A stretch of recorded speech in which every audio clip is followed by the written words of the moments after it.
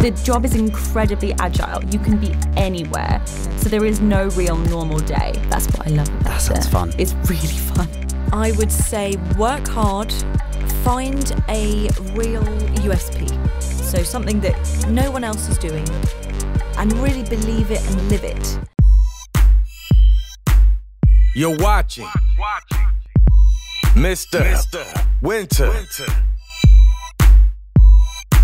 Hello and welcome to People Do Fun Jobs. This is the podcast which is all about finding inspiring people doing fun things and hearing how they do what they do.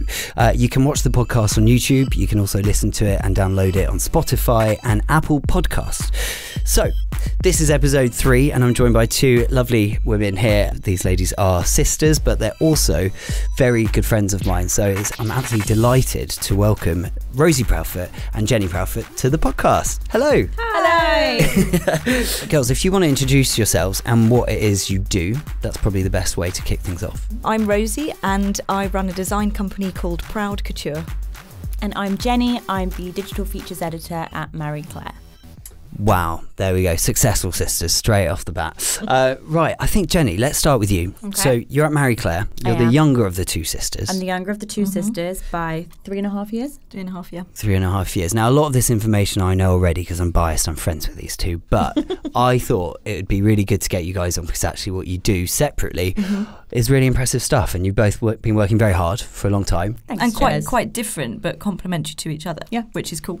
I think so. Yes. And also lovely matching outfits, all three of us. I know. We got the memo. I didn't do the necklace. You both have done a coin necklace. Yes, well, you've got to accessorise, my dear. Yeah, absolutely. So, Jenny, tell me about Marie Claire. What is it and who's it aimed at?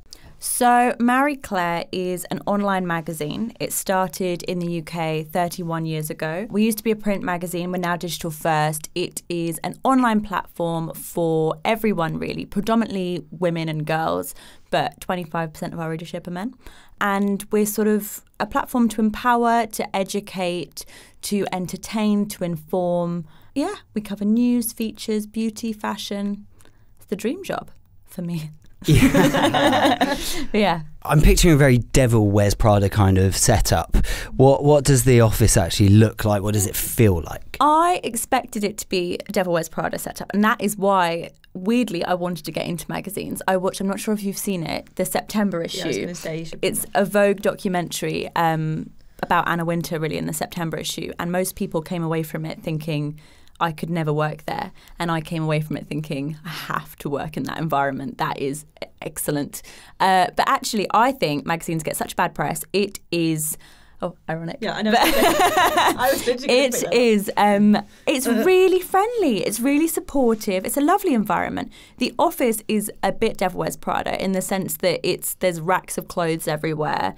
There's post guys coming in and out with bouquets of flowers and shoes and makeup and all sorts of gorgeous things.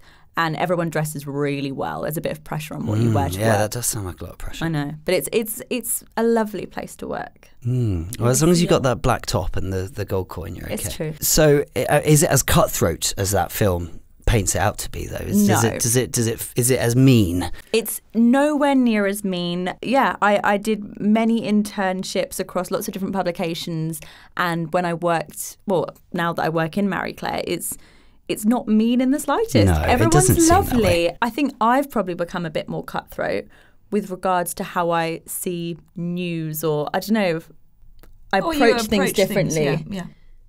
But I didn't think that the September issue documentary also was something. I mean, I was very inspired by it for my own work, and I think you either get that or you don't. So I don't see it as intimidating because I think if you work hard and you can hold your own creatively, you won't be made to feel rubbish by that documentary. Do you know what I mean by that? But also, genuinely, like all the people I've worked with have been absolutely lovely, and you know, people are busy. And everyone I've met through Marie Claire has also been absolutely lovely, so I can vouch. But I mean, I almost hope, I want to work in newspapers one day, and I almost hope that I do work somewhere that's quite cutthroat and that glamorous and crazy, because I think it'd be really fun. Yeah, well, it seems that way. Rosie. Yes. What is Proud Couture? Well, Proud Couture is a brand I created about seven and a half years ago. So I'm a fashion illustrator, And all my designs are kind of glamorous women. Some are monochrome, which is a decision, you know, some really fit that thing, and then some are very colourful, and they all have kind of it's combining kind of modern fashion with on-trend humour. And I've created this character, the Proud Girl. So the company's Proud Couture. We are Proudfoot, so it's a take from the surname. Yes, well, the Proud Girl is the star of the show. Yes, she is. Where did she come from? Well, I mean, she's actually me, and she's Jenny, and she's.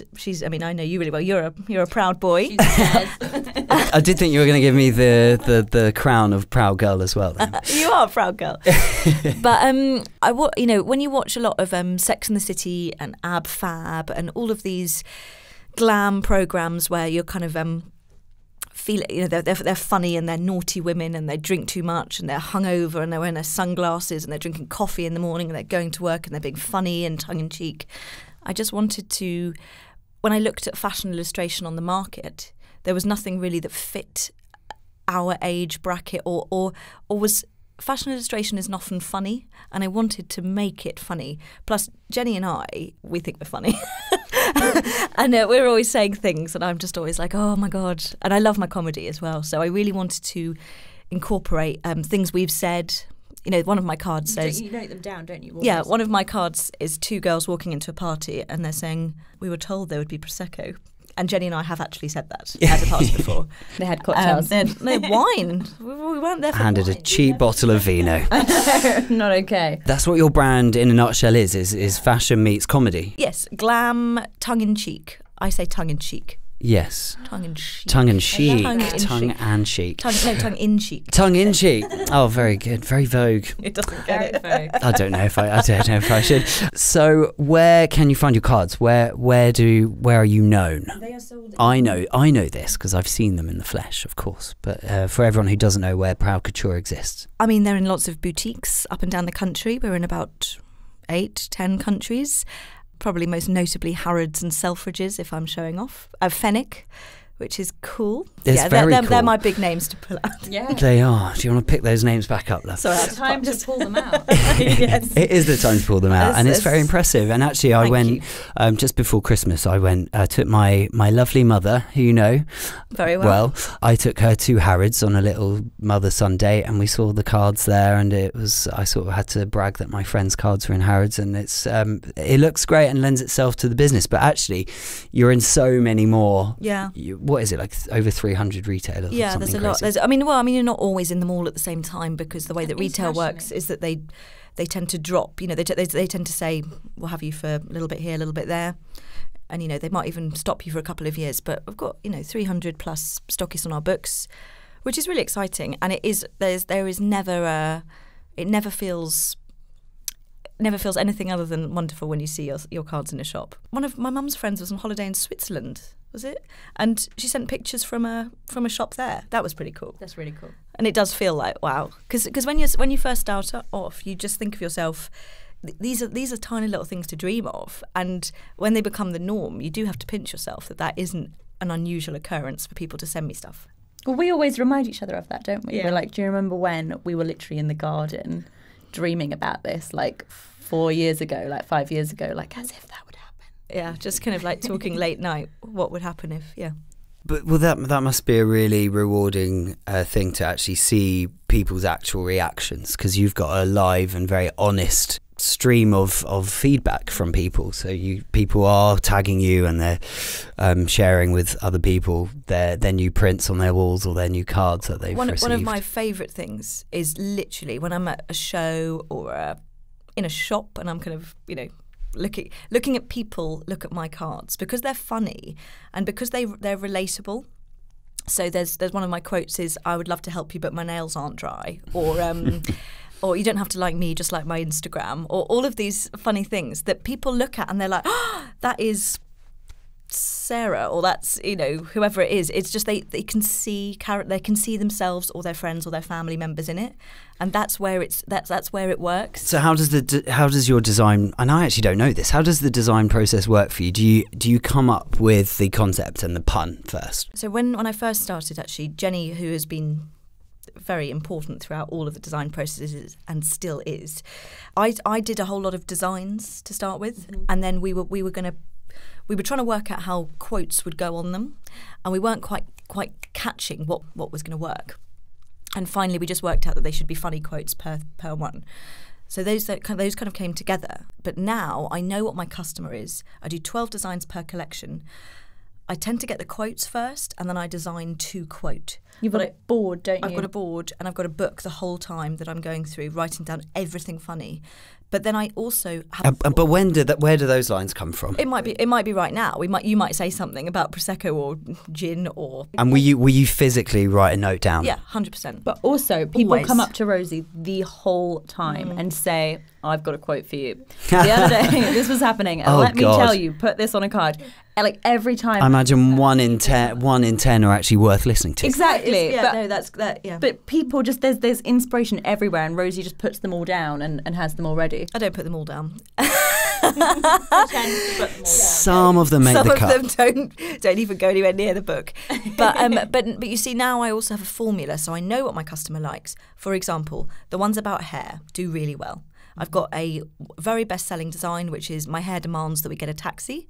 And I've done one in the latest collection, which is how can I control my life if I can't control my hair? Like, people about hair, I understand that. You understand that. People with thick hair. We understand how, and the nails. In fact, the nails quote I just said, I'd love to help you put my nails on dry, came from Rachel in Friends. We were watching Friends one night, and she walked past and Ross tried to get her to do some washing up, and she was like, sorry, I can't because just done my nails. And I was like, oh, that is so clever. Bam.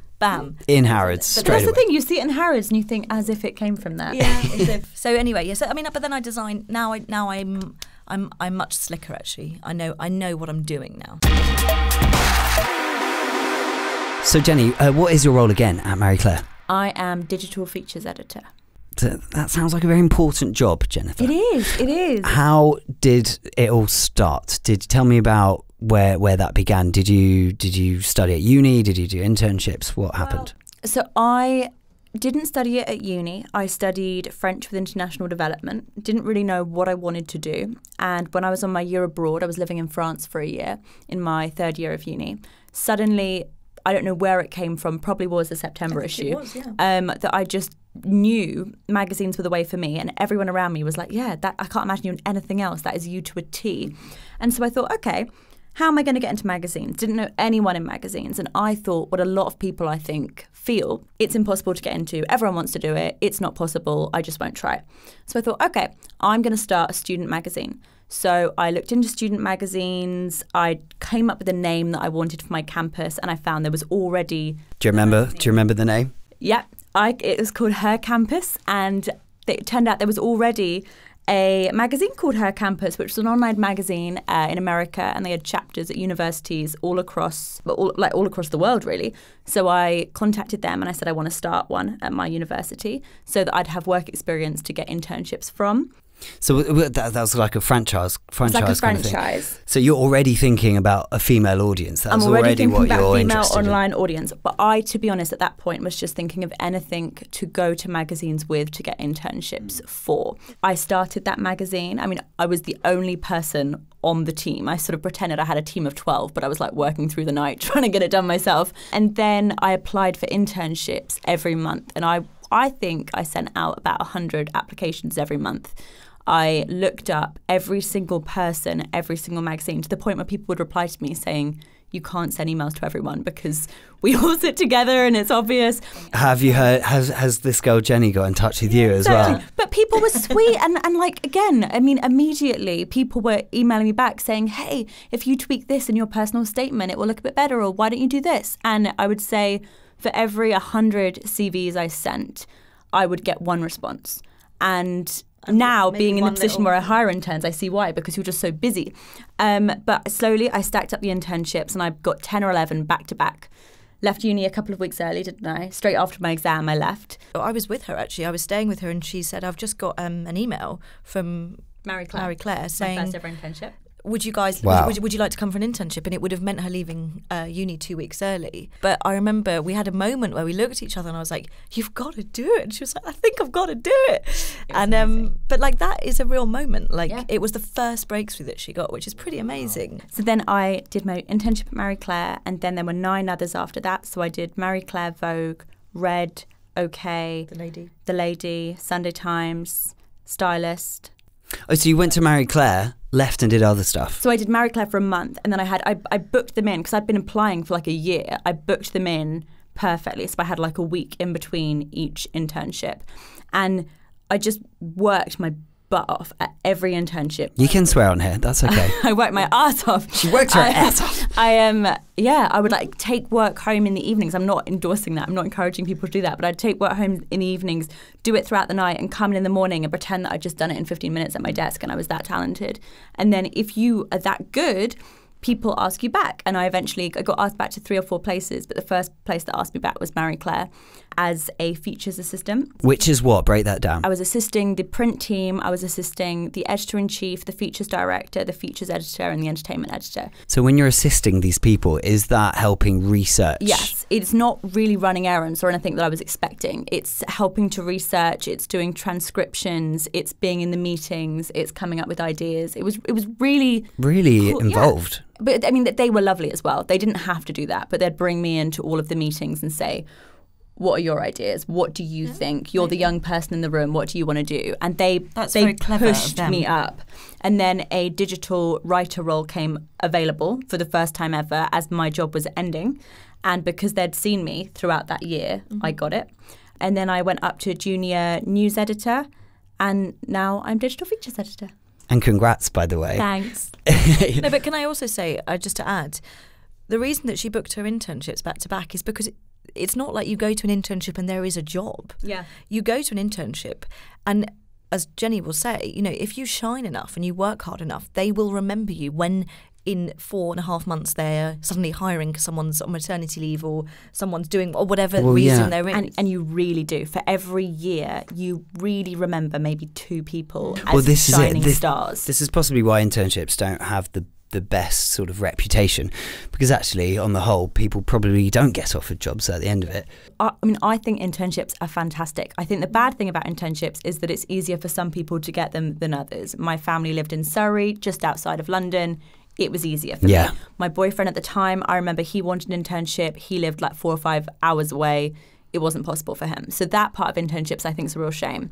But in terms of you know, not getting a job at the end, I think the experience is well worth it. Like, you get to do really cool stuff. Yes, we're lucky in our situation, but you have to make the most of it. Like, I did a year of internships. I did 5, and you know, I worked at a pub the whole year as well, and because I didn't make any money from anything I did. I didn't even get travel. So, or for some of them I did, but not all of them. So we offer travel. Pardon? We offer travel. You offer travel. Marie Claire offered travel. Some of them I didn't get travel. Some of them I did. But yes, I suppose that does mean there is an advantage to some people. Some people have it slightly more realistic opportunity to do these internships. Having said that, the girl who was the features assistant when I was an intern, she was from Ireland, and I'm not saying again that this is fair, but she really wanted her job as features assistant, and she was working. It was either when she was features assistant or when she was an intern. She was working at like a youth hostel in London. She was working throughout the evening at the youth hostel to intern during the day. So that's incredible. And she came out the other end and she's now working at some incredible publication. And that's amazing. So it is possible. It's just a lot harder. Jenny, where you've got to now, you still, for me, you seem quite young to be doing a job that has so much responsibility. Same. How old are you? I'm 27. If you don't mind me asking, you should never ask a lady how old she is. I'm 27. You're 27. Is it quite typical in your industry for women to have, not women, just anyone. Anyone.